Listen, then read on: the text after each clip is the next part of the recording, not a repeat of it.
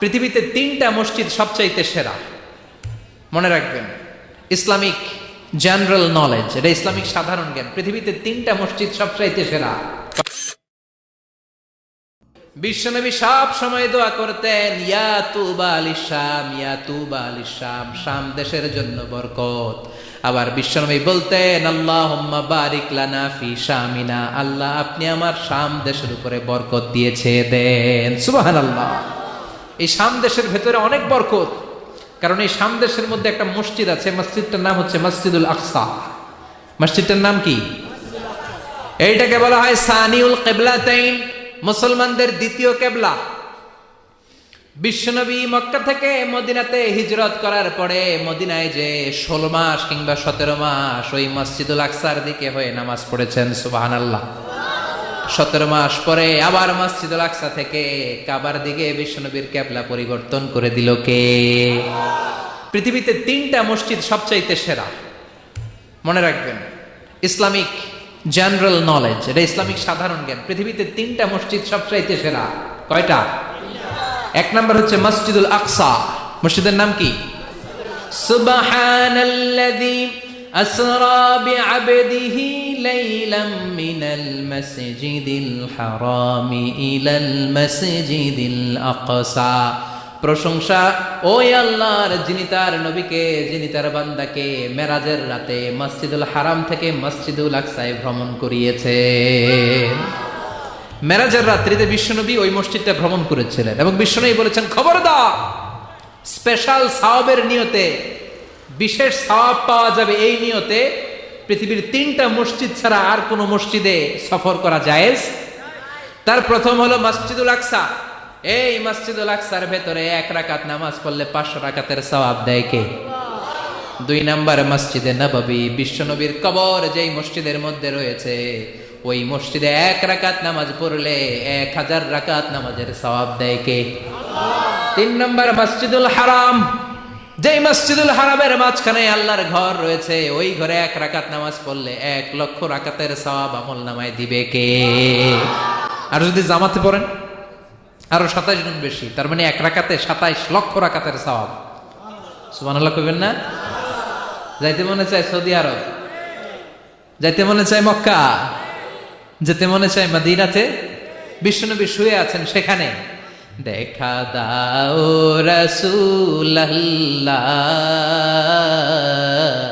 ধন্য করো দিদারে, আমি কেঁদে কেঁদে হই গো সারা, ধন্য করো দিদারে।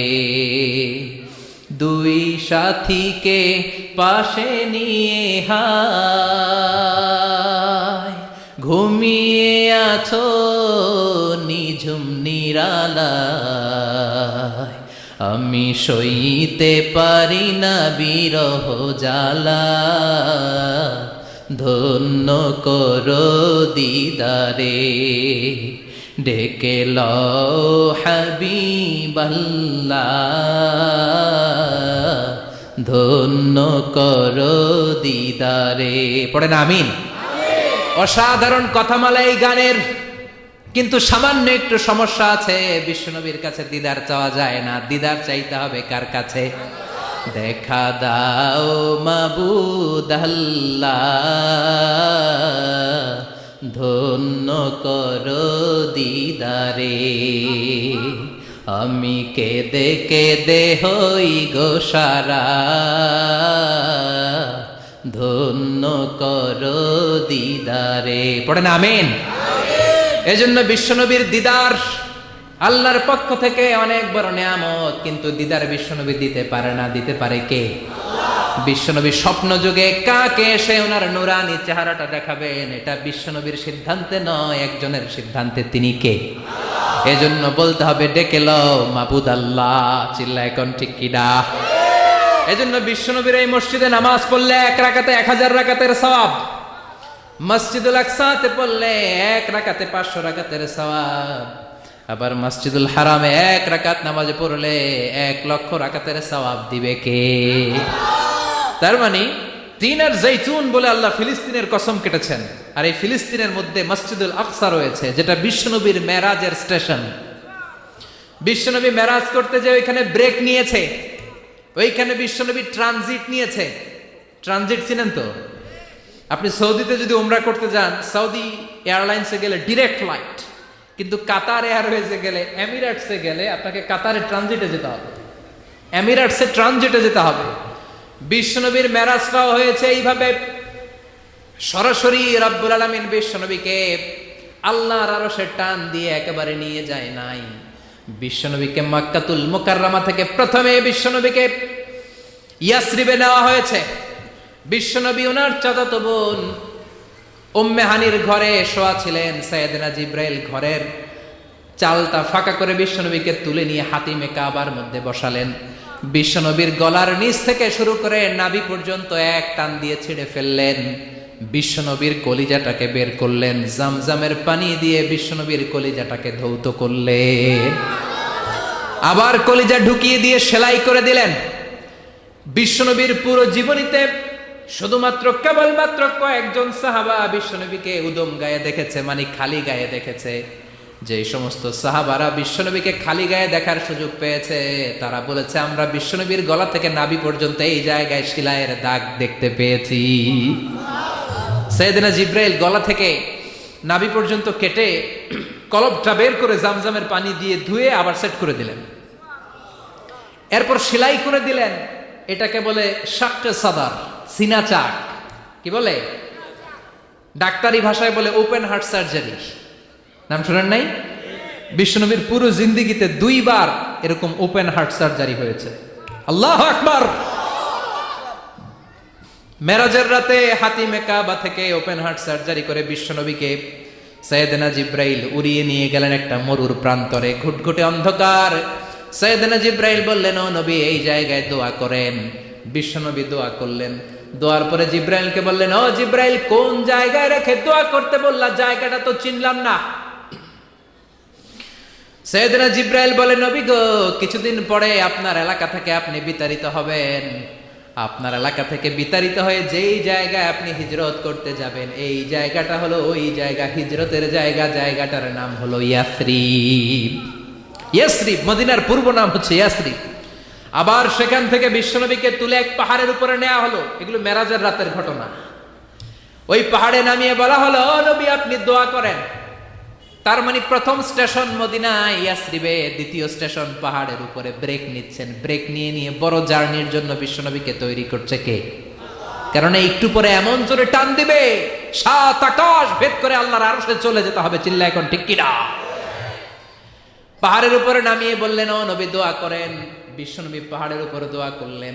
এবার বললেন, ও জিব্রাইল আইয়ু জাবালিন হাদা, অন্ধকার, ঘুটঘুটে অন্ধকার, কিছু দেখি না, এটা আবার কোন পাহাড়? সাইয়েদনা জিব্রাইল বললেন, ও নবী এই পাহাড়টা হলো জাবালু মুসা, আপনার ভাই মুসার পাহাড়। এটা হলো তুর পাহাড়। তুর পাহাড়ের চূড়ায় এসেছেন। সেখান থেকে আরেক ব্রেক দিয়ে বিশ্বনবীকে মসজিদুল আকসাতে নেওয়া হয়েছে। যে মসজিদুল আকসা ফিলিস্তিনের ভূখণ্ডে অবস্থিত, যে মসজিদে 1 রাকাত সালাত আদায় করলে 500 রাকাতের সওয়াব আমলনামায় ঢুকিয়ে দিবে কে? আবার এই ফিলিস্তিন বিলাদুস শাম, এই শাম দেশ যেন তেন জায়গা নয়। 2টা বর্ণনায় পাওয়া যায় কিয়ামতের ময়দানটা হবে আরাফাতের ময়দানে। আবার আরেকটা বর্ণনায় পাওয়া যায় কিয়ামতের ময়দানটা হবে সিরিয়া, ফিলিস্তিন, এই শামের ভূখণ্ডের ময়দানে। পড়েন সুবহানাল্লাহ। সাইয়েদনা ঈসা আলাইহিস সালাম দাজ্জালকে হত্যা করার জন্য বাংলাদেশে নামবে না। দাজ্জালকে হত্যা করার জন্য সৌদি আরবেও নামবে না, মিশরেও নামবে না, ইরাকেও নামবে না, লেবাননেও নামবে না, আলজেরিয়াতেও নামবে না, তিউনিসিয়াতেও নামবে না, মরক্কোতেও নামবে না। সাইয়েদনা ঈসা আলাইহিস সালাম দাজ্জালকে হত্যা করার জন্য ফিলিস্তিনের দামেস্কের জামে মসজিদের সবচেয়ে বড় মিনারার পাশে 2 জন ফেরেশতার পাখার উপরে ভর করে জামিনে নেমে আসবেন। এই জায়গাটা অনেক গুরুত্বপূর্ণ জায়গা। আল্লাহ বলেছেন, বারাকনা হাওলা, এই পুরো এলাকাটাকে আমি বরকত দিয়ে ছেয়ে দিয়েছি। পড়েন আল্লাহু আকবার। আবার এই জায়গায় বিশাল একটা যুদ্ধ হবে। ফিলিস্তিনের একটা শহর আছে আল গৌতা, এই গৌতা শহরে মুসলমানদের কেন্দ্রবিন্দু হবে। কিয়ামতের আগ দিয়ে যা যা ঘটবে সব এই ফিলিস্তিনে ঘটবে। এই জন্য তিন আর জাইতুনের কসম কাটার মধ্য দিয়ে ফিলিস্তিনের কসম কেটেছে কে? এই ফিলিস্তিনের বাইতুল হাম, যেটাকে বলে বেথেলহাম, এই বেথেলহাম সিটিতে ঈসা আলাইহিস সালামের জন্ম। সুবহানাল্লাহ পড়েন, মনে থাকবে। কোন শহরে? বেথেলহাম। বেথেলহাম শহরে ঈসা আলাইহিস সালামের জন্ম। তার মানে আল্লাহ ঈসা নবীর জন্মস্থানের কসম কাটলেন। এরপরে আল্লাহ বললেন ওয়াতুরে সিনিন, তুর পাহাড়ের কসম, সিনাই পর্বতের কসম। তুর পাহাড় হলো মিশরে, মিশর হলো মূসা আলাইহিস সালামের জন্মস্থান। আর ওয়াহাদাল বালাদিল আমিন, এই নিরাপদ শহরের কসম, মানে মক্কাতুল মুকাররমার কসম। মক্কা মুকাররমা কার জন্মস্থান? জোরে বলেন, আরো জোরে বলেন। বিশ্বনবীর জন্মস্থান। তিনজন বড় বড় পয়গাম্বর যে তিন দেশে এসেছে, আল্লাহ তিনটা দেশের কসম কাটলেন। তিনটা বড় বড় শরীয়তের ধারক বাহক এই তিনজন নবী, উলুল আজমি মিনার রসুল। এজন্য আল্লাহ বললেন ওয়াত্তিনি ওয়াজ্জাইতুনি ওয়া তুরি সিনিনা ওয়া হাযাল বালাদিল আমিন। তিন আর জাইতুনের কসম, মানে ফিলিস্তিনের কসম। ওয়া তুরি সিনিন, তুর পাহাড়ের কসম, মিশরের সবচাইতে উঁচু পাহাড়, যে পাহাড়ের চূড়ার উপরে উঠে সাইয়েদনা মূসা আলাইহিস সালাম সরাসরি আল্লাহর সাথে কথা বলেছেন। ওয়া কাল্লামাল্লাহু মূসা তাকলিমা, সরাসরি, without any media, without any via, সাইয়েদনা মূসা আলাইহিস সালাম আল্লাহর সাথে কথা বলতেন। পৃথিবীতে চারটা আসমানি কিতাব সবচাইতে সেরা। এক হচ্ছে তাওরাত, দ্বিতীয়ত জাবুর, তৃতীয়ত ইনজিল, চতুর্থত কোরআন। তাওরাত আল্লাহ নাজিল করেছেন সাইয়েদনা মূসা আলাইহিস সালামের উপর, জাবুর নাজিল করেছেন দাউদ আলাইহিস সালামের উপর, ইনজিল নাজিল করেছেন ঈসা আলাইহিস সালামের উপর, আর বিশ্বনবীর উপর নাজিল করেছেন কোরআন। ঠিক কিনা? এই তাওরাতকে রব্বুল আলামিন স্বয়ং নিজ হাতে লিখে কাঠের ফলকের মধ্যে, তক্তার মধ্যে লিখে সাইয়েদনা মূসা আলাইহিস সালামকে দিয়েছেন। সুবহানাল্লাহ। এটাকে আরবিতে বলে আলওয়াহ। লাউহানের প্লুরাল হচ্ছে আলওয়াহ। কাঠের তক্তার মধ্যে আল্লাহ নিজে তাওরাত লিখেছেন। কিসের মধ্যে লিখছেন? কথা বলেন, শুনতেছেন? মনোযোগ আছে? কাঠের তক্তার মধ্যে তাওরাত লিখলেন। লিখে মূসা আলাইহিস সালামকে বললেন, মূসা, ফিহি বুরহান, ফিহি হুদা, ফিহি হিদায়া। এই হচ্ছে তাওরাত কিতাব, আমি নিজ হাতে লিখে দিয়েছি। এর মধ্যে হেদায়েত আছে, এর মধ্যে বরকত আছে, এর মধ্যে বুরহান আছে, দলিল আছে। যাও এই কাঠের তক্তার মধ্যে লেখা তাওরাত কিতাবকে নিয়ে যাও, বনি ইসরাইলের কাছে এই তাওরাত কিতাবের দাওয়াত দাও। সাইয়েদনা মূসা আলাইহিস সালাম ছিলেন অনেক শক্তিশালী নবী। উনি ভাবলেন অল্প কয়েকটা তক্তা, কাউকে ডাকার দরকার নাই, আমার ভাই হারুন রে লাগবে না, আমি যথেষ্ট। আমার ভাই হারুন রে কষ্ট করে পাহাড়ের উপরে টেনে আনার দরকার নাই, 3-4টা তক্তা আমি নিজেই নিতে পারবো। নিজেই নিতে পারবো মনে করে সাইয়েদনা মূসা আলাইহিস সালাম আল্লাহর লেখা তক্তার উপরে যে তাওরাতের ফলক, এই ফলক ধরে টান দিয়েছে উঠানোর জন্য। আল্লাহ যেহেতু কিতাব দিয়েছে নিয়ে যায়, কিন্তু কি আজীব তামাশা, তক্তা ধরে কাঁধে তুলবে তো দূরের কথা, নাড়াতেই পারে না। সুবহানাল্লাহর আসতে বলেন, নাড়াতেই পারে না। ওনার এত শক্তি, উনি এক থাপ্পড় মেরে ফেরাউনের বাবুর্চিকে ওই জায়গার মধ্যে দুনিয়া থেকে বিদায় করেছিলেন। এক ধাক্কা মারলে 10 জন 10 হাত দূরে যেয়ে পড়তো। উনি রেগে গেলে ওনার মাথার চুলগুলো টুপি আর পাগড়ি ভেদ করে উপরের দিকে এরকম খাড়া হয়ে দাঁড়িয়ে যেত।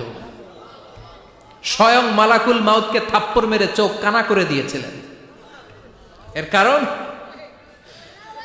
এর কারণ মালাকুল মাউত মানুষের সূরাতে আসছিল আর অনুমতি নেয় নাই। ঘরের মধ্যে ঢোকার আগে অনুমতির দরকার আছে না নাই? কি সুন্দর ইসলাম, হোয়াট এ প্রাইভেসি ইন ইসলাম। কত সুন্দর প্রাইভেসি ইসলাম আমাদেরকে শিখিয়েছে। আপনি ঘরে ঢুকবেন, অনুমতি নিয়ে ঢুকবেন। কার কথা? এক সাহাবী বললেন, নবী আমার ঘরে 2 ঘর। কয়টা? 2টা মাত্র রুম। এক রুমে থাকে আমি, আর এক রুমে থাকে আমার আম্মা জান। যেই আম্মা জানের বুকের দুধ খেয়ে আমি 10 মাস পেটের ভেতরে ছিলাম, 2 বছর বুকের দুধ খেয়ে বড় হলাম। আমার আম্মা জান থাকে এক রুমে, আমি থাকি আর এক রুমে। ও নবী, আমার মায়ের রুমে ঢোকার আগেও কি অনুমতি নেওয়া লাগবে নাকি? বিশ্বনবী বললেন, ও সাহাবা, আতুহিব্বু আন তারাহা উরিয়ানা, do you like to see your mother naked? তুমি কি তোমার মাকে নেকেড দেখতে চাও? তুমি কি তোমার মাকে উলঙ্গ দেখতে চাও? সাহাবী বললেন, কাল্লা, কখনোই না। বিশ্বনবী বললেন, ইদান তাস্তাআদিন, তোমার মাকে যদি উলঙ্গ দেখতে না চাও তাহলে অবশ্যই অবশ্যই অবশ্যই তোমার মায়ের ঘরে ঢোকার আগে অনুমতি নিয়ে ঢুকবা। সুবহানাল্লাহ। মায়ের ঘরে ঢোকার আগে অনুমতি নিতে হবে। তাহলে ভাইয়ের ঘরে, বোনের ঘরে, ভাবির ঘরে, হ্যাঁ, ঢুকাই যাবে না। ভাবির ঘরে ঢোকা যাবে? কারো ঘরে ঢোকার আগে অনুমতি নিতে হবে। এটাকে বলে প্রাইভেসি। ইসলামী প্রাইভেসিকে গুরুত্ব দেয়। কারণ আপনি হয়তো এমন একটা সময় চলে যাবেন ঘরের ভিতরে, ঘরের ভেতরে আপনার আম্মা ওই সময় হয়তো হালকা পোশাক পরে, সিম্পল কোনো কাপড় পরে শুয়ে আছে, ঠিক কিনা? ওই পোশাকে সে আপনার সামনে আসতে চায় না। আপনি যখন নক করবেন, আপনি যখন সালাম দিবেন, পারমিশন চাইবেন, সে হয়তো ওনাকে ঢেকে চাদর পরে সুন্দর করে জামাটা পরে তারপরে আপনার সামনে আসবে। চিল্লায় বলেন ঠিক কিনা? এজন্য অনুমতি নিয়ে ঢুকা ফরজ। কারো ঘরে যখন যাবেন আগে সালাম দিবেন, 3 বার সালাম দিবেন। 3 বার সালাম দেওয়ার পরে যদি উত্তর না পাওয়া যায় চলে যাবেন। কার কথা মানতে রাজি আছেন তো? এগুলো মানি না, এই জন্যই ঘরে অশান্তি, ফ্যামিলিতে অশান্তি, চোখের হেফাজত নাই, নজরের হেফাজত নাই। এই নজরের লাগাম যদি টেনে ধরতে পারেন, ফ্যামিলির 50% সমস্যা এমনিই চলে যাবে। চিল্লা এখন ঠিক কিনা? সাইয়েদনা মূসা আলাইহিস সালামের কাছে মালাকুল মাউত, মৃত্যুর ফেরেশতা, মানুষের সূরাতে এসেছিল, অনুমতি নেয় নাই, হুট করে ঘরে ঢুকছে, ঢুইকা কয়, আনা মালাকুল মাউত, আমি মৃত্যুর ফেরেশতা, জিইতু আন আকবাদা রূহাক, আপনার রূহ কবজ করতে আসছি। মূসা আলাইহিস সালাম দেখতেছে একজন সলিমুদ্দি। মূসা নবী দেখে কি, আর সলিমুদ্দি কয় কি, আমি মালাকুল মাউত। ভেজাল আছে না নাই? সাইয়েদনা মূসা আলাইহিস সালাম দেখে দিব্যি সাধারণ মানুষ, আর সে বলে আমি তোমার রূহ কবজ করতে এসেছি। মূসা আলাইহিস সালাম রেগে গেলেন, অনেক মেজাজ ওয়ালা নবী ছিলেন, রাগের চোটে এক থাপ্পড় দিলেন। থাপ্পড় খেয়ে মালাকুল মাউতের এক চোখ নাই। বুখারীর বর্ণনা, ফাসাক্কাহু ফাফাকু আইনা, থাপ্পড় মারলেন, চোখ শেষ। মালাকুল মাউত বাঁচার জন্য দিলেন দৌড়, এক দৌড়ে আল্লাহর আদেশে আল্লাহর আরশে চলে গেলেন। যে বলে, মাবুদ এমন নবীর কাছে পাঠিয়েছেন, আরসালতানি ইলা আবদিন লা ইউরিদুল মাউত, এমন বান্দার কাছে পাঠিয়েছে ওই বান্দা মরতে চায় না, খালি মারতে চায়। কি করতে চায়? মরতে চায় না, মারতে চায়। দেখেন কি করছে আল্লাহ। বললেন, ও মালাকুল মাউত, ভুল করছো, সালাম দাও নাই, অনুমতি নাও নাই, মানুষের সূরাতে গেছো, আর নবীও সাধারণ নবী না, মেজাজওয়ালা নবী, ঠিক কিনা? চিন্তা করে লাভ নাই, আমি কথা বলবো। সাইয়েদনা মূসাকে আল্লাহ ডেকে বললেন, ও মূসা, তুমি নাকি মরতে চাও না, খালি মারতে চাও। সাইয়েদনা মূসা বলেন, না মাবুদ, আমি তো চিনি নাই, এটা যে মালাকুল মাউত আমি তো চিনি নাই, চিনলে তো তার গায়ে আমি হাত তোলার সাহস করতাম না। আল্লাহ বললেন, ও মূসা, যাও, দাইয়াদাকা আলা মাতনি সাউর, ওই যে একটা গাভী দেখা যায়, ষাঁড় দেখা যায়, ওই গরুর পিঠের উপরে তোমার ডান হাতটা রেখে দাও। সাইয়েদনা মূসা আলাইহিস সালাম গরুর পিঠের উপরে ডান হাত রাখলেন। আল্লাহ বললেন, মূসা, তোমার ডান হাতের নিচে গরুর যতগুলো পশম, প্রত্যেকটা পশমের বিনিময়ে তোমার 1 বছর করে হায়াত আমি বাড়িয়ে দিলাম। মরতে যখন চাও না, মারতে যখন চাও, আরো কয়েক বছর মারো, হায়াত আমি বাড়িয়ে দিলাম। মূসা আলাইহিস সালাম বললেন, আল্লাহ সুম্মা মাযা, এই হাতের নিচে গরুর যত পশম তত আমার হায়াত বেড়ে যাবে। ধরলাম হাতের নিচে 2000 পশম, 2000 বছর হায়াত বাড়িয়ে দিলেন, কিন্তু সুম্মা মাযা, 2000 বছর পরে কি হবে, আগে ওইটা কোন, ওই ঝামেলাটা ভাঙের আগে। আল্লাহ বললেন, মূসা সুম্মাল মাউত, তারপরে তো তোমাকে মরতেই হবে, এই পৃথিবীতে আসলেই মরতে হয়। কুল্লু নাফসিন যায়িকাতুল মাউত, এই পৃথিবীতে যারা একবার আসবে তাদেরকেই মরতে হবে, ঠিক কি না? সাইয়েদনা মূসা আলাইহিস সালাম বললেন, ফাল আনা, তাহলে আর দেরির দরকার নাই, এখনই আমাকে নিতে বলেন। সুবহানাল্লাহ। মালাকুল মাউত এসে মূসা আলাইহিস সালামের রূহ কবজ করে ফেলবেন। এই মূসা আলাইহিস সালামের সাথে সরাসরি আল্লাহর কথা হতো এই তুর পাহাড়ের উপর। আর এই তুর পাহাড়ের নামে কসম কেটেছে কে? ওয়া তুরি সিনিন। আল্লাহ বললেন তিন আর জাইতুনের কসম মানে ফিলিস্তিনের কসম। ওয়া তুরি সিনিন, তুর পাহাড়ের কসম, যেই তুর পাহাড়ের উপরে আমি তাওরাত কিতাব নাজিল করেছি। তাওরাত কিতাবটাকে কাঠের ফলকের মধ্যে লিখে বললেন মুসা নিয়ে যাও। মুসা আলাইহিস সালাম নিতে পারে না, মনে আছে? মনে আছে আপনাদের না ভুলে গেছেন? মুসা আলাইহিস সালাম ধরলেন, নাড়াতে পারেন না। আর কাঁধে তুলবে তো দূরের কথা, নাড়াতেই তো পারেন না, এত শক্তিশালী নবী। তাওরাতের যে আলওয়াহুত তাওরাত, তাওরাতের ফলক, এই বাণীগুলো নিয়ে বাণীবাহকের কাজ করবে, বার্তাবাহকের কাজ করবে, বনী ইসরায়েলের কাছে এই পয়গাম পৌঁছে দিবে, কিন্তু তুলতেই তো পারে না। আল্লাহরে ডেকে বলে, আল্লাহ পারি না। আল্লাহ বললেন ট্রাই করো, ট্রাই এগেইন, আবার চেষ্টা করো, দেখো না পারো কিনা। হাউইল সাইয়েদনা মুসা আলাইহিস সালাম ভাবলেন এই দিক দিয়ে পারি না, ওই দিক দিয়ে ধরলে মনে হয় পারবো। এবার তক্তার ওই পাশ দিয়ে নাড়াচাড়া শুরু করছে, ওই দিক দিয়েও পারে না। এবার ভাবলেন এক কাজ করি, মাঝখান দিয়ে দেখি নাড়াতে পারে কিনা। সাইয়েদনা মুসা আলাইহিস সালাম কাঠের তক্তাগুলোর মাঝখান দিয়ে ধরলেন, টান দিলেন, কিন্তু তক্তা নড়ে, নাড়ানোই যায় না, কাঁধে তুলবে তো দূরের কথা। সাইয়েদনা মুসা আলাইহিস সালাম অপরাগ হয়ে আল্লাহর ডেকে বললেন, ও মাবুদ পারি না। আল্লাহ আসলে চাচ্ছে মুসা যেন বলে পারি না। মুসা পারে না এটা শুনতে আল্লাহর বড় মনে চায়। সুবহানাল্লাহ কইবেন না? কারণ সব জায়গায় উনি পারে আর মারে। আজকে সাইয়েদনা মুসা আলাইহিস সালামের কণ্ঠে আল্লাহ শুনতে চায়, আল্লাহ আমি অপারগ, আমি পারি না। সাইয়েদনা মুসা আলাইহিস সালাম বলে, আল্লাহ সাইয়েদনা জিব্রাইলকে যদি বলেন আমারে যদি একটু সাহায্য করে, আমার কাঁধে তুলে দিলে আমি নিয়ে বাড়িতে যাব। সাইয়েদনা জিব্রাইলকে একটু বলেন। আল্লাহ বললেন যাও জিব্রাইল, হেল্প আউট মুসা, মুসা আলাইহিস সালামকে সাহায্য করো।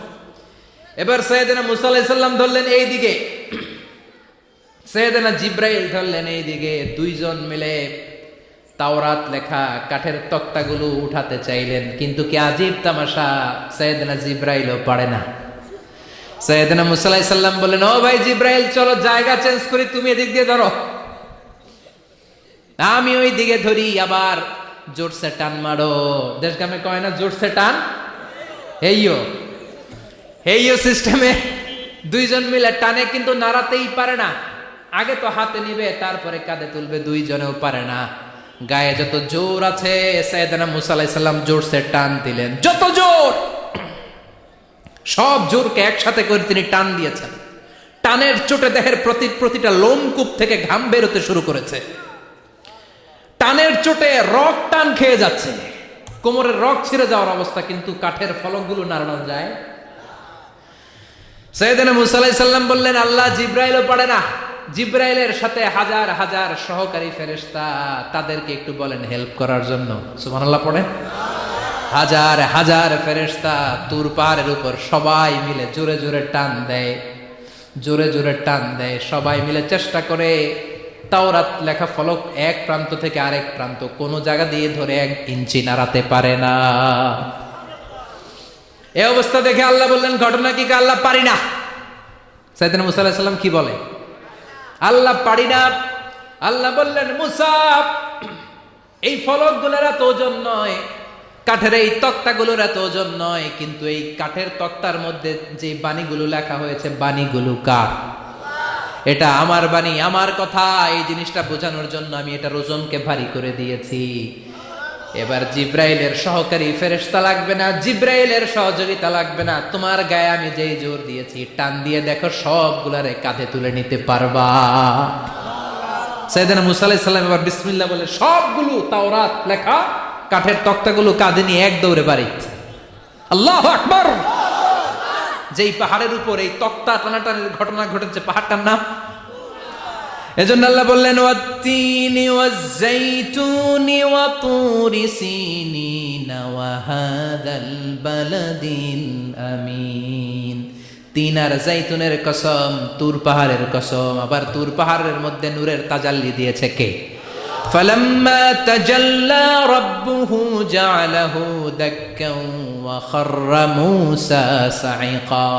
সাইয়েদনা মুসা আলাইহিস সালাম বললেন, আল্লাহ তোমাকে দেখতে চাই। আল্লাহ বললেন, দেখতে পারবে না, পাহাড়ের দিকে তাকাও, পাহাড়ের মধ্যে নূরের তাজাল্লি দেব, যদি পাহাড় টিকে যায় তাহলে দেখতে পাবা।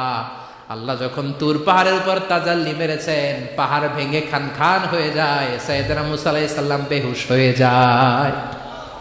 এই বেহুশ হওয়ার ঘটনা আর পাহাড় জ্বলে ছাই হওয়ার ঘটনা যেখানে ঘটেছে, ওই পাহাড়টার নাম জোরে বলেন। ওই তুর পাহাড়ের কসম কেটেছে কে? ওয়াতুরি, ওয়াতুরি 2285 মিটার উঁচু, অনেক উঁচু পাহাড়।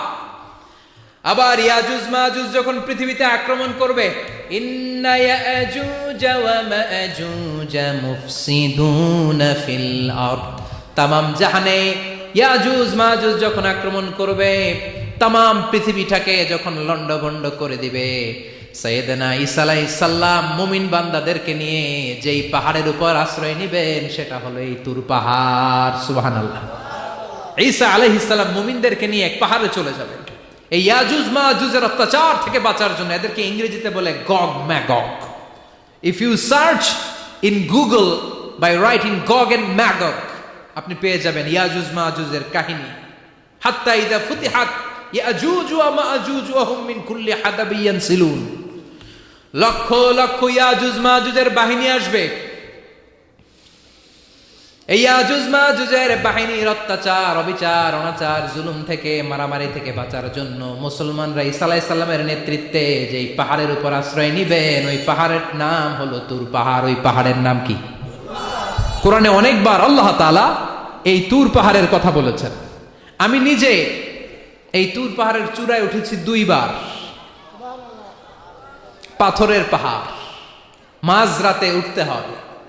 এই তুর পাহাড়ের নিচে একটা গির্জা আছে, খ্রিস্টানদের প্রাচীনতম গির্জা, সেন্ট ক্যাথেরিনা গির্জা। এই গির্জার ভেতরে ঢুকেছিলাম দেখার জন্য। এটা পবিত্র জায়গা। মুসা আলাইহিস সালাম যখন যাচ্ছিলেন, আল্লাহ বলেন ফাখলা'না আলাইক, ফাখলা'না আলাইকা ইন্নাকা বিল ওয়াদিল মুকদ্দাসি তুয়া, শুজ অফ, জুতা খুলে ফেলো।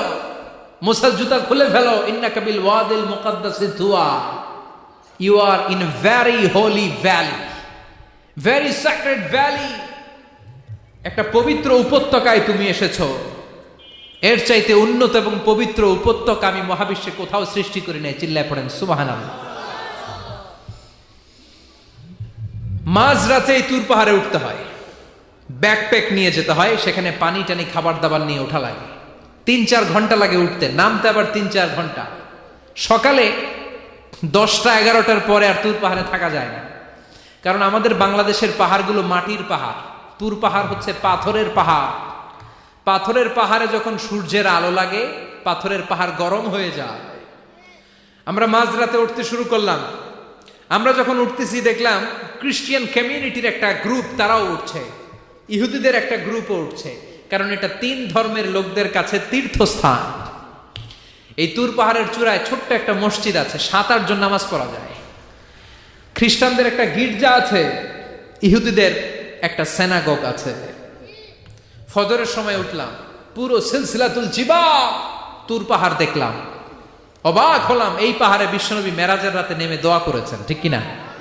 এই পাহাড়ে ঈসা আলাইহিস সালাম মুমিনদেরকে নিয়ে ইয়াজুজ মাজুজের আক্রমণ থেকে বাঁচার জন্য আশ্রয় নেবেন। এই তুর পাহাড়ের কসম কোরআনের ভেতরে কেটেছে কে? এজন্য আল্লাহ বললেন ওয়াত-তিনি ওয়াজ-যাইতুনি ওয়া তুরি সিনিন ওয়া হাযাল বালাদিল আমিন। তিন আর যাইতুনের কসম, ওই মিশরের তুর পাহাড়ের কসম, ওয়া হাযাল বালাদিল আমিন, এই নিরাপদ শহরের কসম। শহরটার নাম কি? কি নাম? এই নিরাপদ শহর দ্বারা আল্লাহ বুঝিয়েছে মক্কা, না ফিলিস্তিন না। ফিলিস্তিন হচ্ছে প্রথমটা, কিন্তু হাদাল বালাদিল আমিন, এই নিরাপদ শহর দিয়ে আল্লাহ বুঝিয়েছেন মক্কা শহরকে। চিৎকার করে বলবেন কোন শহর? মক্কা শহর। এই মক্কা শহরের আগের নাম বাক্কা। মক্কার আগের নাম কি? জোরে বলেন, আরো জোরে। ইন্না আউওয়ালা বাইতিন উদিআ লিন-নাসি লাল্লাযী বিবাক্কাতা মুবারাকা হুদাল লিল আলামিন। নিশ্চয়ই পৃথিবীর সর্বপ্রথম ঘর যেই শহরের মধ্যে আমি আল্লাহ স্থাপন করলাম, শহরটার নাম হলো বাক্কা শহর। কি শহর? এই বাক্কা পরে চেঞ্জ হয়ে হয়েছে মক্কা। আল্লাহু আকবার। তার মানে আজকে জানলেন মক্কা শহরের আগের নাম হলো বাক্কা। আগের নাম কি? মক্কা শহরে অনেক হোটেল আছে, ওই হোটেলের নাম ফুন্দুক বাক্কা। দেখছেন, ফুন্দুক বাক্কা মানে বাক্কা হোটেল। এই বাক্কা হচ্ছে মক্কার আগের নাম, মনে থাকবে। আল্লাহ বললেন হাদাল বালাদিল আমিন, এই নিরাপদ শহরের কসম, এই শহরের চেয়ে নিরাপদ শহর পৃথিবীর মধ্যে। ইউসাউইরুকুম ফিল আরহামি কাইফা ইয়াশা লা ইলাহা ইল্লা হুয়াল আজিজুল হাকিম। তিনি হলেন এমন সত্তা যিনি মায়ের পেটে থাকা অবস্থায় তোমাদের চেহারার ডিজাইন করে দিয়েছে। চিল্লায়া বলেন সুবহানাল্লাহ। তাহলে চারটা কসম কেটে আল্লাহ যে দামি কথাটা বললেন, লাকাদ খালাকনাল ইনসানা ফি আহসানি তাকওয়িম, সুন্দর আকৃতিতে তৈরি করেছি। এজন্য সুন্দর চেহারাটা নিয়ে যখন আয়নার সামনে দাঁড়াবেন, তখন আপনি আয়নার দোয়া পড়বেন আল্লাহুম্মা হাসসানতা খালকি ফাহসিন খুলুকি। বিশ্বনবীর চেহারা সুন্দর বেশি না কম? জোরে বলেন। চাঁদের চেয়ে সুন্দর তুমি নবী আমার কামলিওয়ালা, চাঁদের চেয়ে সুন্দর তুমি নবী আমার কামলিওয়ালা। দু জাহানের বাদশাহ তুমি প্যারা নবী সাল্লে আলা, দু জাহানের বাদশাহ তুমি প্যারা নবী সাল্লে আলা। চাঁদের চেয়ে সুন্দর তুমি নবী আমার কামলিওয়ালা। সুবহানাল্লাহ। বিশ্বনবীর চেহারাটা বড় সুন্দর ছিল। এত সুন্দর চেহারার মানুষ পৃথিবীতে দ্বিতীয়টা নাই। ওই চেহারা নিয়ে বিশ্বনবী আয়নার সামনে যখন দাঁড়াতেন, উনি বলতেন আল্লাহুম্মা হাসসানতা খালকি ফাহসিন খুলুকি। এর মানে হলো, আল্লাহ আমার চেহারাটা আপনি যেমন সুন্দর করেছেন, আমার চরিত্রটাও সুন্দর করে দিয়ে। দিস ইজ দ্য অ্যাটিটিউড, এটাকে বলা হয় attitude. What a marvellous amazing attitude he belongs.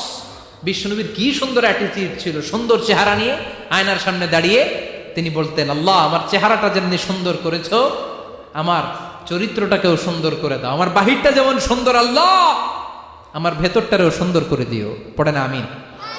এই আয়নার দোয়া পারেন তো? আয়নার সামনে দাঁড়ায় এই দোয়া পড়েন তো? নাকি বলেন আয়না বসাইয়া দিও কলবের ভিতর?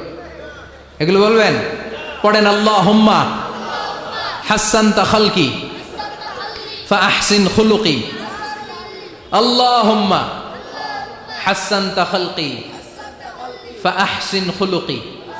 হে আল্লাহ, সবাই বলেন হে আল্লাহ, তুমি আমার চেহারাটা সুন্দর করেছো, তুমি আমার চরিত্রটাও সুন্দর করে দিও। আমিন। আর জোরে পড়েন আমিন। এই জন্য নিজে যখন আয়নার সামনে দাঁড়াবেন এটা বলবেন, আপনার স্ত্রী যখন আয়নার সামনে দাঁড়ায় তখন এইটা বলবেন, আপনার বাচ্চা যখন আয়নার সামনে দাঁড়ায় তখন এই দোয়া পড়বেন। রাজি আছেন তো? আয়নার সামনে দাঁড়িয়ে আমরা বলবো হাসসানতা খালকি, আল্লাহ তুমি আমার চেহারাটা সুন্দর করেছো। আমরা সবাই সুন্দর, আমরা সবাই সুন্দর। যার কালার কালো, কালো চামড়ার লোক, তার মধ্যে একটা সৌন্দর্য আছে না নাই? আল্লাহ বললেন এই কালো আর ধলো এগুলো তো বাইরে। ওয়াখতিলাফু আলওয়ানিকুম ওয়া আলসিনাতিকুম, তোমাদের গায়ের রঙের ভিন্নতা, ভাষার ভিন্নতা, এগুলো আল্লাহর মিরাকেল। একজন সাদা, একজন কালো, একজন ধূসর বর্ণের, এক একজনের চেহারার সাথে আরেকজনের চেহারার মিল নাই। সুবহানাল্লাহ। এটাই সৌন্দর্য। এজন্য আল্লাহ বললেন লাকাদ খালাকনাল ইনসানা ফি আহসানি তাকওয়িম, আমি গোটা মানব জাতিকে চমৎকার একটা স্টাইল দিয়ে তৈরি করেছি। এই স্টাইলের সাথে পৃথিবীর কোনো প্রাণীর কোনো মিল থাকে না। সুবহানাল্লাহ। কি অসাধারণ আমাদের কাঠামো। আপনি যদি হিউম্যান ব্রেইন নিয়ে চিন্তা করেন, আমাদের ব্রেইনের ক্যাপাসিটি কিন্তু অনেক বেশি। এই পৃথিবীতে সবচেয়ে পাওয়ারফুল যে কম্পিউটার আবিষ্কার করা হয়েছে এটার নাম Cray one super computer. United States of আমেরিকাতে যারা মিলিটারি বেজে জব করে, তাদের ম্যাথমেটিক্যাল ইকুয়েশন ড্র করার জন্য, সলিউশন করার জন্য এই ক্রে-1 সুপার কম্পিউটার তারা ইউজ করে। বিজ্ঞানীরা হিউম্যান ব্রেইনের ক্যাপাসিটির সাথে ওই ক্রে-1 সুপার কম্পিউটারের তুলনা করেছে। তারা তুলনা করে দেখেছে ক্রে-1 সুপার কম্পিউটারের চেয়েও আমাদের ব্রেইন শতগুণ বেশি শক্তিশালী। আমাদের হেয়ারিং সিস্টেম নিয়ে যদি আপনি গবেষণা করেন অবাক হয়ে যাবেন। এই যে কানের মধ্যে এখানে পেঁচানো দেখা যায়, এটা কি আল্লাহ এমনি এমনি দিছে? মা খালাকতা হাযা বাতিলা, এমনি এমনি আল্লাহ কিচ্ছু দেয় না। এই পেঁচানো ডিজাইন না থাকলে আপনি শুনতে পেতেন না। আপনার কান দুইটা যদি কেটে কান কাটা রমজান করে দেয়, আপনি কোনো আওয়াজ শুনতে পাবেন না। এই কানের ডিজাইনগুলো, এই আঁকাবাঁকা পথগুলো আল্লাহ তাআলা দিয়েছে ইথারে ভেসে আসা সাউন্ডগুলোকে ইলেকট্রিক্যাল সিগন্যালের মাধ্যমে ভেতরে ঢুকানোর জন্য। কানের তিনটা পার্ট থাকে, একটা হচ্ছে আউটার এয়ার, একটা হচ্ছে মিডল এয়ার, তারপরে হচ্ছে ইনার এয়ার, মাঝখানে এয়ার ড্রাম থাকে। এই আউটার এয়ার থেকে, মিডল এয়ার থেকে, তারপরে ইনার এয়ারে ইলেকট্রিক্যাল সিগন্যাল দিয়ে বাতাসে ভেসে আসা এই সাউন্ডের ওয়েভগুলো, এই তরঙ্গগুলোকে ইলেকট্রিক্যাল সিগন্যাল দিয়ে ট্রান্সমিট করে ব্রেইনের হেয়ারিং নার্ভের কাছে পাঠিয়ে দেয়। এই সূক্ষ্ম কাজগুলো হতে আসলে অনেক সময় লাগে, কিন্তু 1 সেকেন্ডের মধ্যে আমি বলছি আর আপনারা সেকেন্ডে শুনছেন। চিল্লা এখন সুবহানাল্লাহ। আবার কান যেখানে রাখা দরকার আল্লাহ ওইখানে রাখলেন, চোখ দুইটা যেখানে দেয়া দরকার ওইখানে দিলেন, নাক যেখানে দেয়া দরকার ওইখানে, মুখ যেখানে দেয়া দরকার। এর চেয়ে সুন্দর করে কি আর তৈরি করা যেত? নাক এইখানে না রেখে অন্য জায়গায় সেট করলে কি বেশি সুবিধা হতো? নাক যদি পেছনে থাকতো, খাওয়ার সময় খাবারটা বাসি না ভালো এটা ঘ্রাণ নেয়ার জন্য সব সময় খাবার পেছনে নিয়ে ধরা লাগতো, ঠিক কিনা? তার মানে নাক এই জায়গায় রাখাতে সুবিধা হয়েছে না? সুবহানাল্লাহ কইবেন না? কি সুন্দর মুখটা দিলেন, হ্যাঁ, কি সুন্দর চোখ দিলেন। এই কান দিয়ে আমরা শুনি, দেখেন কানের সেটিংটা কত সুন্দর। ধরেন ফর এন এক্সাম্পল, উদাহরণস্বরূপ, এই কানটা আল্লাহ এইখানে না রেখে এই কান যদি আপনার এই বাম বগলের ভিতরে দিত, আর এই কান যদি আপনার এই বগলের নিচে দিত, তাহলে আজকে মিজানুর রহমান আজহারের ওয়াজ শোনার জন্য সবার এইভাবে বসে থাকা লাগতো 1.5 ঘন্টা। কারণ এইভাবে এখন যেভাবে আছেন এইভাবে বসে থাকলে তো কান চাপা পড়ে যেত, কথা একটাও শোনা যেত না। সুবহানাল্লাহ কইবেন না? চোখের সেটিংটা কত সুন্দর। চোখ এইখানে না রেখে যদি মাত্র 2 ইঞ্চি উপরে এইখানে দিত, সেজদা দিতে পারতেন? শীতকালে যে ফুটবল খেলেন, হেড দিতে পারতেন? হেড দিতে গেলে বল চোখের মধ্যে লাগা চোখ শেষ। সুবহানাল্লাহ পড়েন। কি অসাধারণ অবকাঠামো! এই হিউম্যান অ্যানাটমি নিয়ে গবেষণা করলে মানুষ অবাক হয়ে যায়। দেহের ভেতরে কি সমস্ত যন্ত্রপাতি দিলেন, কিডনি দিলেন, গল ব্লাডার দিলেন, হার্ট দিলেন, লাং দিলেন। যেখানে যে অঙ্গটা রেখে দেওয়া দরকার ঠিক সেইভাবে মায়ের পেটে থাকতেই আমাদের ডিজাইন দিয়েছে কে? এতগুলো ডিজাইনের মালিক কে? 600 কোটি মানুষ যদি পৃথিবীতে থেকে থাকে তাহলে 600 কোটি ডিজাইন লাগছে না ওনার? আরো কয়শো কোটি আসবে আমরা জানি? কয়শো কোটি ডিজাইন চলে গেছে জানি? একটা ডিজাইনের সাথে আরেকটা ডিজাইনের মিল আছে? চিৎকার করে বলেন এই কারিগরটা কে?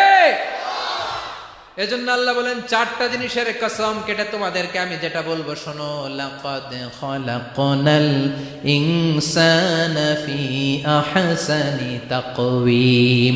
আমি মানুষের আকৃতিটা, মানুষের চেহারাটা বড্ড সুন্দর করে তৈরি করেছি। এত সুন্দর করে আল্লাহ তৈরি করেছেন, এর কোনো বাতিল নাই, কোনো বিকল্প নাই। চোখ যেমন হওয়া দরকার ঠিক তেমন। এই চোখ নিয়ে কত গবেষণা হয়েছে শুনলে অবাক হয়ে যাবেন। মাত্র 2 মিলিমিটার ডাইমেনশনের ছোট্ট আমাদের এই চোখ। এই চোখ দিয়ে আমরা অনেক কিছু দেখি। কাছের জিনিস যেমনি দেখি, দূরের জিনিসও দেখি। দূরের চাঁদ দেখি, দূরের সূর্য দেখি, দূরের মেঘমালা দেখি, ওই বিমানটাকে দেখি, আবার কাছের ছোট্ট মানুষটাকেও দেখি, ঠিক কিনা? এটার ভেতরে আল্লাহ অনেক পাওয়ারফুল মেগাপিক্সেল দিয়েছেন। এই পৃথিবীতে সবচাইতে পাওয়ারফুল যে ক্যামেরাগুলো আবিষ্কার হয়েছে মুভি শুট করার জন্য, সেখানে যেই মেগাপিক্সেল আল্লাহ দিয়েছেন চোখের ভেতরে এর কয়েক গুণ বেশি দিয়েছেন। চিল্লায় বলেন আল্লাহু আকবার। এই চোখ দিয়ে মেডিকেল সায়েন্স বলছে human eyes can identify more than 10 million colours. 1 মিলিয়নে 10 লক্ষ, 10 মিলিয়নে কত? 1 কোটি। তার মানে এই চোখ দিয়ে আমরা আমাদের এক একটা চোখ দিয়ে 1 কোটি ধরনের রং শনাক্ত করতে পারি। এক লাল রঙের মধ্যে কত লাল, লাইট রেড, ডিপ রেড, কত ধরনের মিক্স করে কত কালার হয়, সবকিছু চোখ দিয়ে আমরা ধরতে পারি। চিল্লায় বলেন আল্লাহু আকবার। জিহ্বা দিয়ে স্বাদ নেওয়ার সুযোগ দিলেন। এই জিহ্বার পার স্কয়ার সেন্টিমিটারে টেস্ট বাড রয়েছে 184টা। সে হিসাবে আপনার জিহ্বার উপরিভাগ দিয়ে আপনি 10,000-এরও বেশি ধরনের খাদ্যের স্বাদ আস্বাদন করতে পারেন। চিৎকার করে পড়েন আল্লাহু আকবার। এক একটা অঙ্গ নিয়ে যদি আপনি গবেষণা করেন, কত কাজ করার সুযোগ আল্লাহ তাআলা দিয়ে দিলেন। 206টা নাকি হাড্ডির পিস রেখেছে আল্লাহ এক একটা দেহের ভিতরে। 206টা না, 206টা হাড় আছে। আমাদের প্রত্যেকের দেহের ভিতরে কয় পিস হাড্ডি? কথা কয় না? 206টা। সবচেয়ে ছোট হাড়টা আছে কানের ভেতরে, সুবহানাল্লাহ পড়েন। সবচেয়ে ছোট হাড়, এক একটা অঙ্গ কত সুন্দর এরকম বেন্ড করা যায়, হাত পা নাড়ানো যায়, এইখানে একটা টুইস্ট করা যায়, এইখানে টুইস্ট করা যায়, আবার কবজি টুইস্ট করা যায়, আবার এইখানে এক একটা আঙ্গুলে কতগুলো টুইস্ট করা যায়। সুবহানাল্লাহ কইবেন না? কত কাজ এ হাতের। এই হাত দিয়ে ঘুষি মারা যায়, হ্যাঁ, হাত দিয়ে আটার খামির বানানো যায়, হাত দিয়ে ভারী জিনিস উত্তোলন করা যায়। আবার এই হাত দিয়ে দেখেন ক্রিকেটাররা কি সুন্দর বল করে, এটা দিয়ে স্পিন বল করে, লেগ স্পিন করে, অফ স্পিন করে, পেস বল করে। এক হাতের মধ্যে কত কারসাজি, সুবহানাল্লাহ করে না? আবার বা হাতে স্পিন করে না, বল এদিকে পড়ে ওদিকে চলে যায়, আছে না নাই? আবার এই আঙ্গুল দিয়ে কত কাজ। বাজার থেকে বাজার করে যখন বাজারের ব্যাগ যখন নিয়ে আসেন, হাতে ধরেন নাকি আঙ্গুলে ধরেন? কত কাজ। এই আঙ্গুল দিয়ে মোবাইল টিপে আমরা মোবাইল ইউজ করি, আঙ্গুল দিয়ে ল্যাপটপে আমরা টাইপ করি। ডাক্তাররা এই আঙ্গুল দিয়ে সুই ইউজ করে সূক্ষ্ম সূক্ষ্ম সার্জারির কাজগুলো করে। অবাক হয়ে যাবেন এই আঙ্গুলের কত কাজ। এই আঙ্গুল দিয়ে আবার এখন ক্রিকেটেও এরকম 2 আঙ্গুল তুললে ছক্কা, আছে না নাই? আবার 1 আঙ্গুল তুললে আউট, আবার এটা তুললে ভিক্টরি, বিজয় চিহ্ন। দেখবেন যত নেতা খেতা করে পুলিশে ধরে এটা দেখায়, আছে না নাই? এইভাবে কত ধরনের নমুনা আমরা ইউজ করি, কতভাবে হাতগুলোকে ইউজ করি, কতভাবে পা গুলোকে ইউজ করি। দেহের এই সৌন্দর্য আমাদের দান করেছে কে? লাকাদ খালাকনাল ইনসানা ফি আহসানি তাকওয়িম। আমি মানুষকে সব চাইতে সুন্দর আকৃতিতে তৈরি করেছি। সুবহানাল্লাহ পড়েন, চিল্লায় পড়েন আল্লাহু আকবার। আল্লাহ বললেন মানুষ সব চাইতে সেরা, মানুষ হলেন সব চাইতে সেরা। মানুষ যখন সেরা হয়, মানুষের চাইতে সেরা কেউ হয় না। আবার মানুষ যদি নিকৃষ্ট হয়ে যায়, মানুষের চাইতে নিকৃষ্ট কেউ হতে পারে না, ঠিক কি না? আল্লাহ বললেন মানুষের আকৃতি আমি বড্ড চমৎকার করে বানালাম। সবচেয়ে সুন্দর আকৃতি মানুষের। সবচেয়ে সুন্দর আকৃতি কার? জোরে বলেন। সবচেয়ে বেশি মর্যাদা কার? আশরাফুল মাখলুকাত কে? আশরাফুল মাখলুকাত কে? চিল্লায়া বলেন। নাকি হাতি? রয়্যাল বেঙ্গল টাইগার শক্তিশালী না? এটা এটা তো মানুষ খেয়ে ফেলায়, তো এটাই না আশরাফুল মাখলুকাত হওয়া দরকার? হাতি সবচেয়ে শক্তিশালী না? তো এটাই না আশরাফুল মাখলুকাত হওয়া দরকার? এগুলো কোনটাই আশরাফুল মাখলুকাত নয়। আশরাফুল মাখলুকাত হচ্ছে মানুষ। আশরাফুল মাখলুকাত কি? চিল্লায় বলেন আশরাফুল মাখলুকাত কে? এজন্য আল্লাহ বললেন লাকাদ খালাকনাল ইনসানা ফি আহসানি তাকওয়িম। আমি মানুষকে চমৎকার আকৃতি দিয়ে তৈরি করেছি।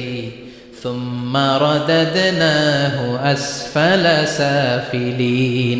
আবার মানুষকে আমি একেবারে নিম্নগামী করেছি। উপরে যেমনি নিয়েছি, আবার মানুষকে নিম্নগামীও করেছি। তার মানে মানুষ যদি সম্মানিত হয়, মানুষের চেয়ে বেশি সম্মানিত কেউ হতে পারে? মানুষ যদি সম্মানিত হয়, মানুষের চেয়ে সম্মানিত হওয়ার সুযোগ কারো আছে? দলিল কি? দলিল হচ্ছে বিশ্বনবী যখন মেরাজে যাচ্ছিলেন, একটা সার্টেন লেভেল, যে একটা নির্দিষ্ট জায়গায় যে সাইয়েদনা জিব্রাইল বললেন ইয়া রাসূলুল্লাহ আমি আর উপরে যেতে পারবো না, আমার খেলা এই জায়গায় শেষ, নবী আপনার খেলা এখন শুরু। সুবহানাল্লাহ। ও নবী, এই জায়গার নাম সিদরাতুল মুনতাহা, এটা সীমান্ত বৃক্ষ, এটা হচ্ছে বর্ডার এরিয়া। কি এরিয়া? এটা হলো বর্ডার এরিয়া, এখানে আমার খেলা শেষ। আজীবন আমি এই জায়গায় এসে কান পেতে আল্লাহর অর্ডার শুনেছি, আর ওই অর্ডার তামিল করার জন্য দুনিয়াতে নেমেছি। আমি জিব্রাইলের উপরে যদি 1 ইঞ্চি উপরে ওঠার চেষ্টা করি, আমার শত শত পাখাগুলোকে জ্বালিয়ে ছাই করে দিবে কে? সাইয়েদনা জিব্রাইল আর উপরে যেতে পারে নাই। যেখানে সাইয়েদনা জিব্রাইলের খেলা শেষ, ওইখানে বিশ্বনবীর খেলা শুরু হয়েছিল। কোন সুবহানাল্লাহ। তার মানে মানুষ যখন উপরে ওঠে, এত উপরে উঠে যায়, ফেরেশতাদেরকেও হার মানিয়ে ফেরেশতাদের উপরে চলে যায়। আবার মানুষ যখন নিচে নামতে শুরু করে, শয়তানকেও হার মানিয়ে নিচে চলে যায়, ঠিক কি না? তার মানে হাইয়ার হলে সব দিক দিয়ে হাইয়ার। হাইয়েস্ট তো অল ক্রাইটেরিয়াতে সে হাইয়েস্ট, লোয়েস্ট তো অল ক্রাইটেরিয়াতে সে লোয়েস্ট। মানুষ ভালো হলে এর চেয়ে ভালো আর হয় না। মানুষ খারাপ হলে তার চাইতে খারাপ আর হয় না।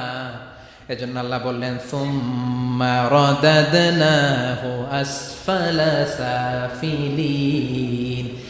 মানুষকে যেমনি আমি সুন্দর আকৃতি দিয়ে তৈরি করেছি, আবার ওই মানুষকে আমি আল্লাহ নিম্নগামী করেছি। যেটা উপরে ওঠে ওইটা আবার নিচেও নামা লাগে, ঠিক কিনা?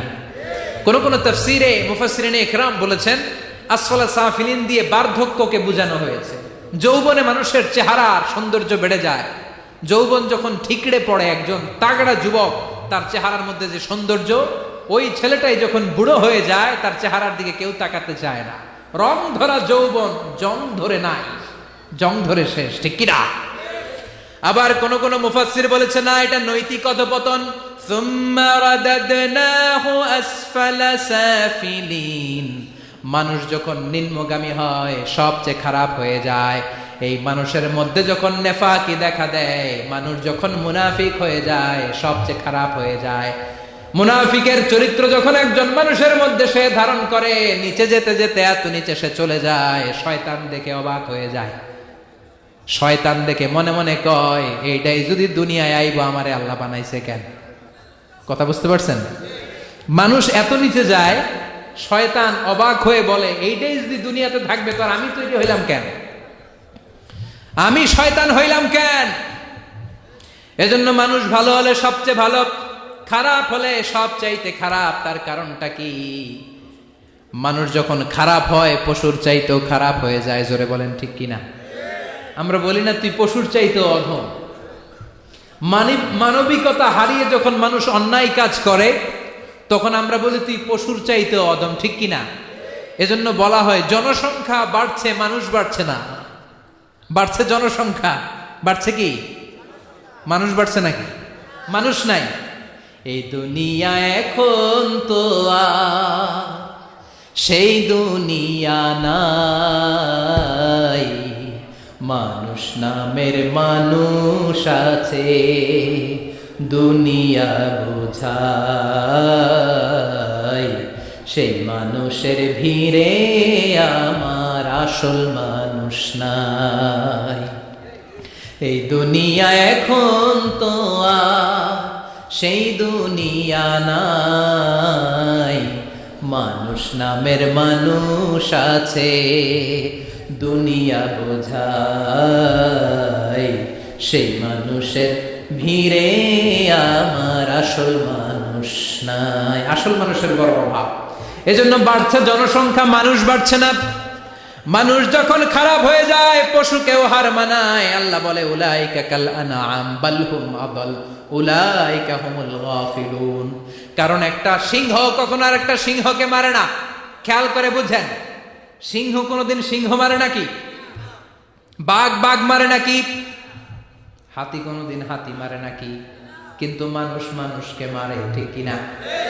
আওয়াজ করে উত্তর দেন। একটা বাঘ আর একটা বাঘকে 8 টুকরা 10 টুকরা করে নাকি? একটা হাতি আর একটা হাতিকে কোনোদিন 20 টুকরা 14 টুকরা করে নাকি? কিন্তু একটা মানুষ আর একটা মানুষকে 8 টুকরা 14 টুকরা 20 টুকরা করে, ঠিক কিনা? এজন্য আল্লাহ বললেন সুম্মা রাদাদনাহু আসফালা সাফিলিন। মানুষ যখন শ্রেষ্ঠ হয়, মানুষের চাইতে শ্রেষ্ঠ যেমনি কেউ আর হতে পারে না। আবার মানুষ যখন নিকৃষ্ট হয়ে যায়, মানুষের চাইতে নিকৃষ্ট আর কেউ হতে পারে। এজন্য ভালো হওয়ার দরকার আছে না নাই? তার মানে মানুষ যেমনি উপরে ওঠে আবার নিচেও নামতে পারে। মানুষের যেমনি সুযোগ আর সম্ভাবনা বেশি, মানুষের মধ্যে বিপদ খুব বেশি। কিন্তু 2 শ্রেণীর ব্যক্তিকে বিপদ স্পর্শ করে না। কয় শ্রেণী?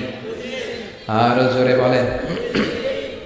আল্লাহ বললেন সে 2 শ্রেণী হলো ইল্লাল্লাযীনা আমানু ওয়া আমিলুস সলিহাতি ফালাহুম আজরুন গায়রু মামনুন। যারা ঈমান আনবে আর সৎ কর্ম করবে, এক আল্লাহর উপরে যারা বিশ্বাস রাখবে, আর যারা দুনিয়াতে নেক আমল করবে, তাদের জন্য প্রতিদান রেখেছে কে?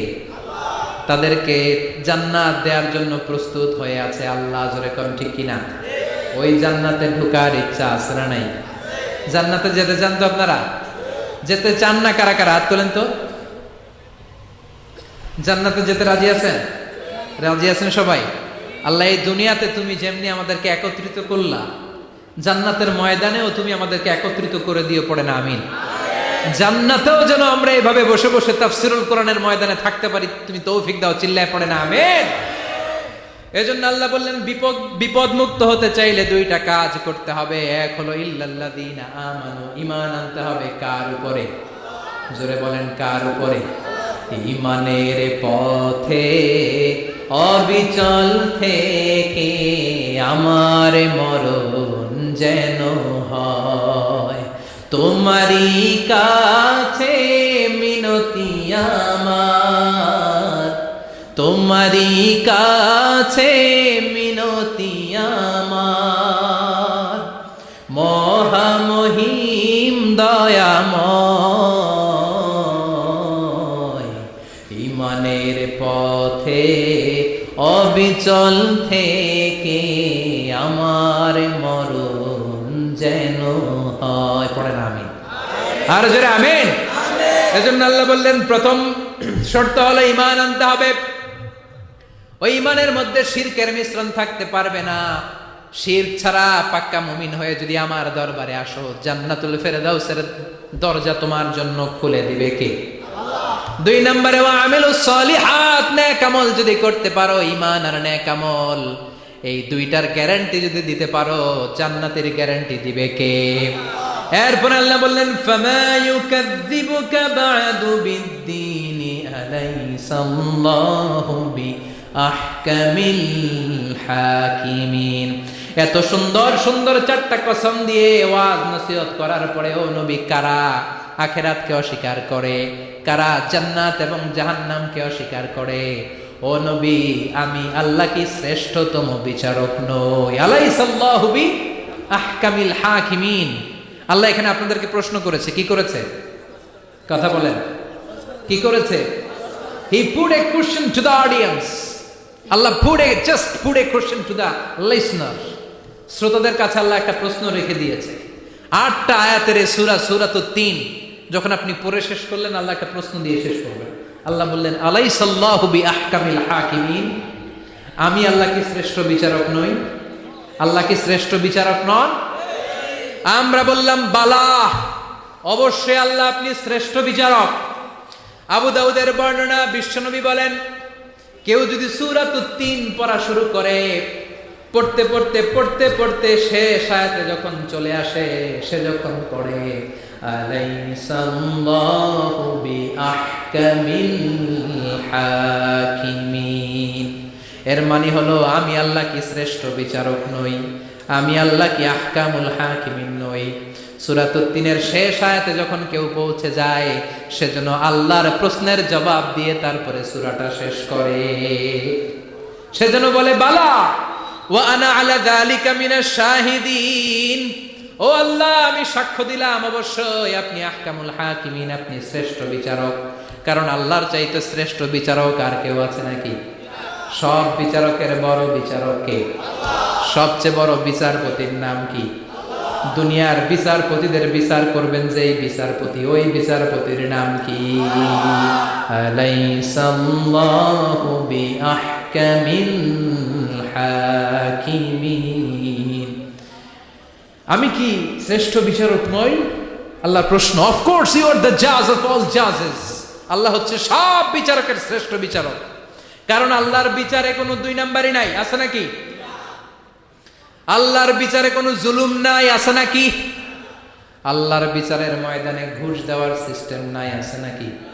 আল্লাহর বিচারের দিন কোনো টেলিফোন কলে কোনো কাজ হয় না, আছে নাকি? এজন্য আল্লাহ বললেন ওয়ামা আনা বিযাল্লামিন লিল আবিদ, আমার বিচারটা এত স্বচ্ছ বিচার, এত চমৎকার বিচার, এই বিচারে কেউ জুলুমের শিকার হবে না। ফামাই ইয়ামাল মিসকালা যাররাতিন খায়রান ইয়ারা ওয়া মান ইয়ামাল মিসকালা যাররাতিন শাররান ইয়ারা। আমার বিচারটা এমন বিচার, যাররা পরিমাণ ভালো করেছো ওইটাই পাবা, যাররা পরিমাণ খারাপ করেছো সেটাও পাবা, যে যতটুকু করেছো পরিণাম তার ততটুকু, এটাই হলো আল্লাহর বিচার, ঠিক কিনা? এজন্য আল্লাহর সেই বিচারের দিনকে আমরা ভয় করি তো। কিয়ামতের সেই বিচারের কাঠগড়াকে আমরা ভয় করি? যারা এই বিচারের কাঠগড়াকে ভয় করে তারা কোনোদিন মিথ্যা বলে না, তারা কোনোদিন নামাজ ছাড়ে না, তারা কোনোদিন ইসলামের বিপক্ষে কাজ করে না। চিল্লায় বলেন ঠিক কিনা?